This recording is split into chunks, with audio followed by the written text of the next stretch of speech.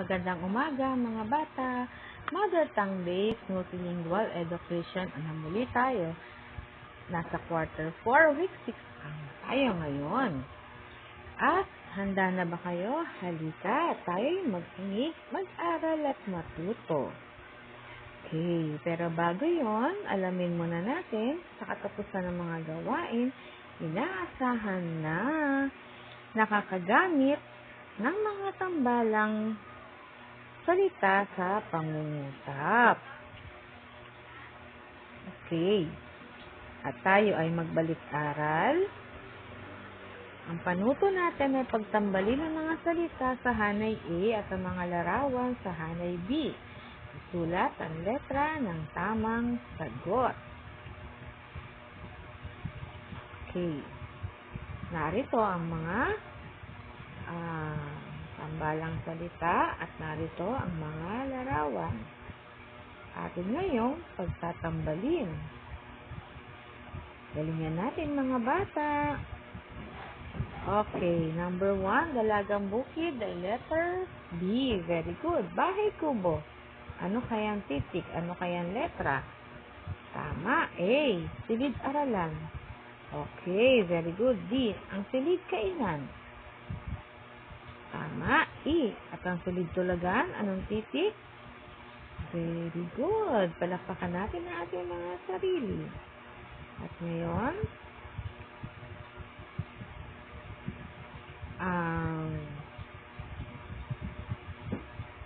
ano ba yung mga yon ay ang mga tambalang salita. Ang tambalang salita ay binubuo ng dalawang magkaibang salitang pinag-isa na may kahulugan, katulad ng mga napag-aralan natin noong mga nakaraang linggo. Ngayon, meron akong kwento. Ang pamagat ng kwento natin ay Anak Pawis ni Teacher Nina. Basahin at unawaing mabuti ang kwento mga bata.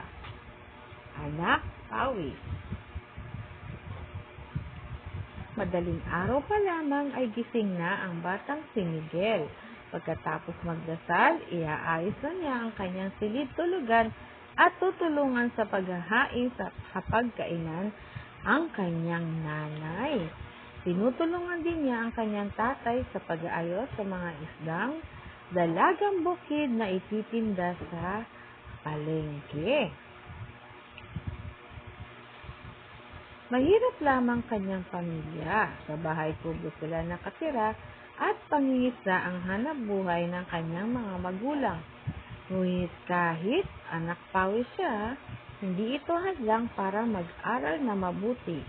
Nais niyang maabot ang kanyang mga pangarap.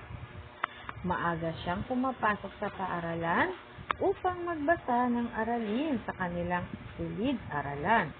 Araw-araw din siyang dumaraan sa silid-aklatan upang magbasa at gumawa ng kanyang takdang aralin. Lagi niyang iniisip na kahit mahirap, basta may pagsisikap, ay makakapagtapos siya ng pag-aaral.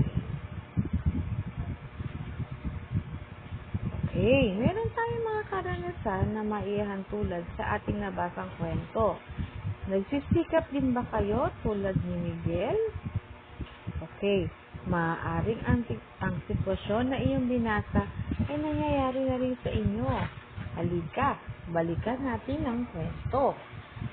Sagutan natin ang mga tanong. Sabihin ang letra ng tamang sagot. Number 1. Ano ang mga ginagawa ni Miguel pagkagising sa umaga? A. Nagsusulat at naglalaro sa kanyang silid. B. Naglalaro at nagbabasa ng kanyang aralin.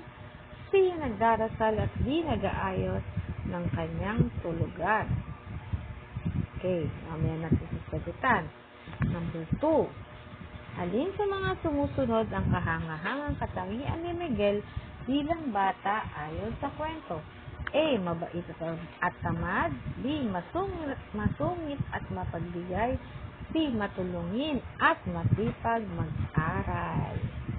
Very good. Number 1 ay C. Number 2 ay C din ang sagot. Number 3, bakit hindi dapat maging hadlang ang kahirapan upang maabot ang pangarap? A, dahil ang kahirapan ay problema sa pag-aaral. B, dahil hindi nakakapagtapos kaya kahit mahirap sa pag-aaral, kapag mahirap sa pag-aaral. C, dahil kahit mahirap, maaari ka pa rin magsikap sa pag-aaral. Ano ang inyong sagot? Okay. Number 4. Ano-ano ang mga salitang pinagsama sa kwento?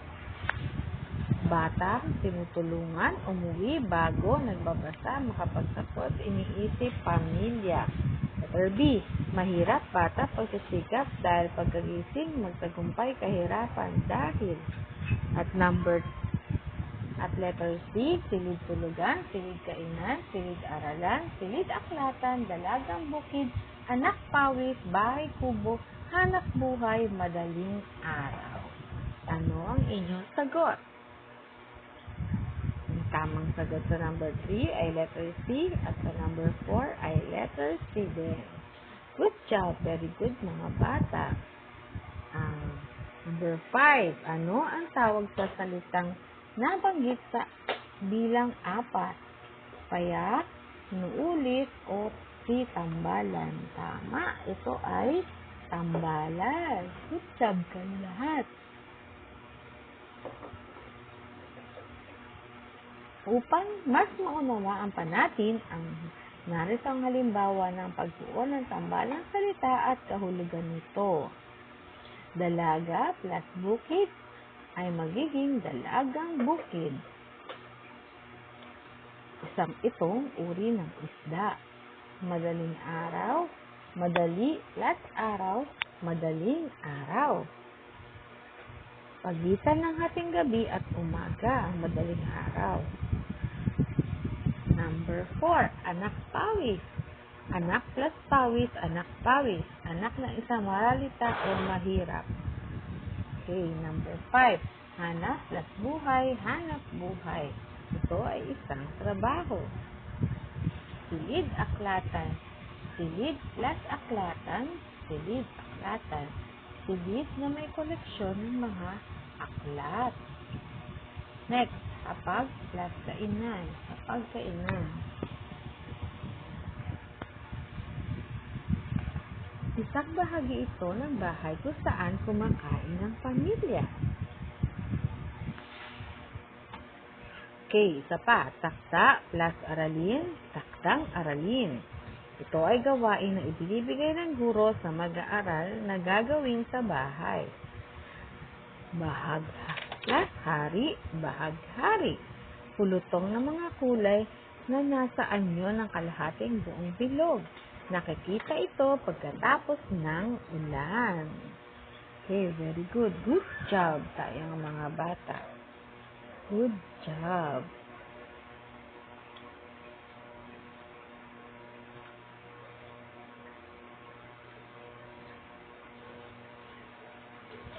Okay, next. Nasa gawaing isa na tayo.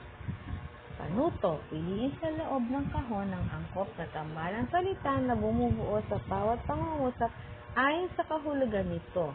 Isulat lamang ng sagot sa sagutang papel. Okay, nakikita niyo ba? Okay, number 1. Ang blank ay bahagi ng bahay o kwento kung saan natutulog ang mga ito. Okay, number 2. Ang blank ay bahagi ng bahay kung saan kumakain ang pamilya. Okay, ito ay silid tulugan at hapag kainan. Okay, number 3. Ang blank ay lugar o pook sa paaralan na pinag-aaralan ng mga mag-aaral. So, kaya yun. Kabisadong kabisado. Number 4. Ang blank ay gawain na ibinibigay sa mag-aaral ng guro upang sagutan sa bahay. At number 5, ang blank, pulutong ng mga kulay na nasa anyong kalahati o buong bilog. Makikita ito pagkatapos ng ulan. Sasagutan niyo na mga bata. 3 ay silid, aklata. Number 4, takdang aralin. Number 5, Bahaghari. Okay. Para sa ating gawain, ikalawang gawain, bumuo ng 5 tambalang salita mula sa salita sa ibaba at gamitin ang mga ito sa pangungusap. Sulat ang tambalang salita sa unang linya at ikalawang linya naman ang pangungusap. Sulat ang sagot sa sagutang papel. Okay.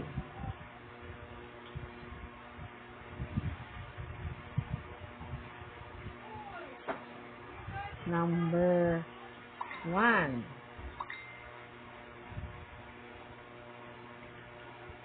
Bahag. Okay.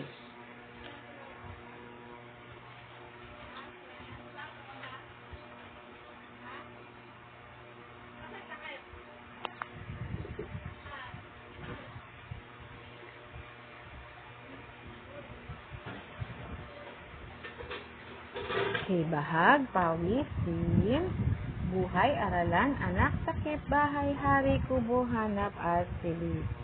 Okay, dyan tayo pumili ng mga tambalang salita at gamitin sa pangungusap. Okay, mga bata, pumili na kayo. Gamitin sa pangungusap, isulat.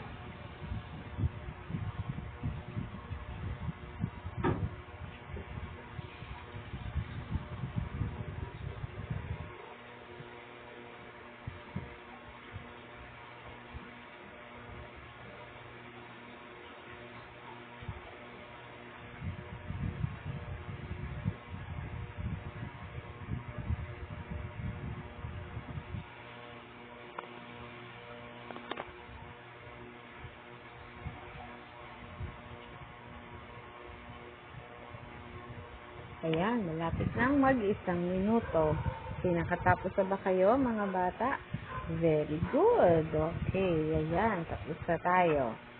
Next, ano nga ba ang tambalang salita muli? Ang tambalang salita ay binubuo ng 2 salita na magkaiba ang kahulugan na pinagsama upang makabuo ng bagong salita na nagtataglay ng bagong kahulugan. Lagi niyo itong tandaan, mga bata. At ngayon, para sa ating pagtataya, sulat ang tambalang salita na ginamit sa pangungusap na salungguhitang tambalang salita. Sulat ang letra at piliin ang letra na nagsasaad sa kahulugan nito. Okay, mga bata, ready na ba tayo? Ang bahay kubo ay nasa gitna ng bukid. Okay, kaya A. Bahay na yari sa kubo. B. Bahay na gawa sa semento. C. Tirahan ng mga hayop. Okay? Ang sagot ay A. Very good. Next. Si Jillian ay aming kapitbahay. Okay, anong pagpipilian? A. Mabuting kaibigan.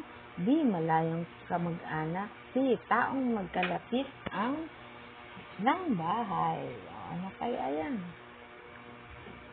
Kapitbahay. Very good. Ang sagot ay letter C. Next.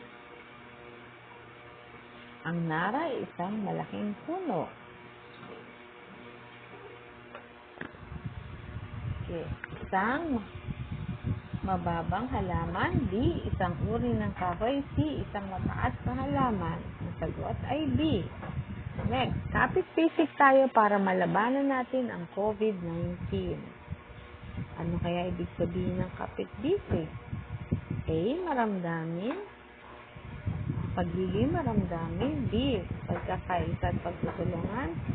C. Pagkakaintindihan at pagkakaunawaan. Sagot natin ay B. Very good.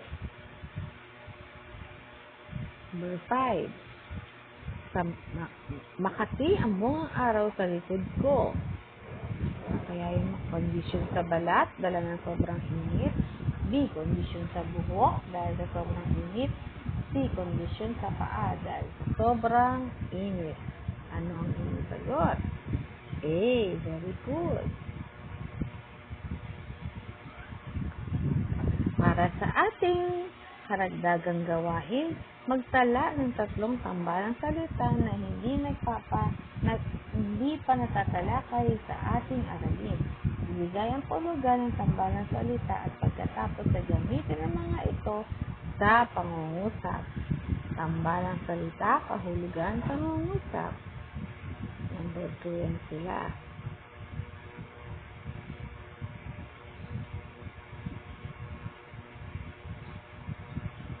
At dito na nagtatapos ang ating panonood. Paalam mga bata, naway may natutunan kayo ngayon.